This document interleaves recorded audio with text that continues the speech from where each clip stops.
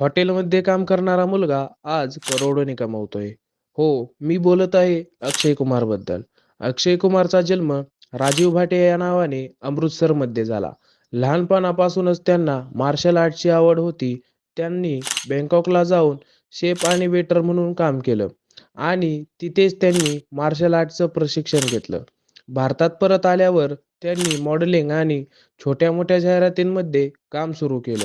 एकदा तर एका फोटोशूटसाठी उशीर झाल्यामुळे त्यांची फिल्मची संधीही गेली होती.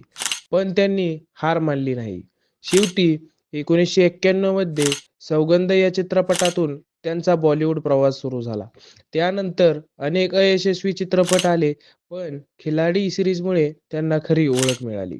आज अक्षय कुमार केवळ सुपरस्टार नाही तर मेहनत, शिस्त आणि संयमाचा आदर्श आहे. संघर्ष असतोच, पण त्यातून उभं राहायचं हे खरं यश हे आपल्याला अक्षय कुमारकडून शिकायला भेटते. या व्हिडिओला नक्कीच लाईक करा. तुमचा लाईक आमच्यासाठी खूपच महत्त्वाचा आहे. धन्यवाद.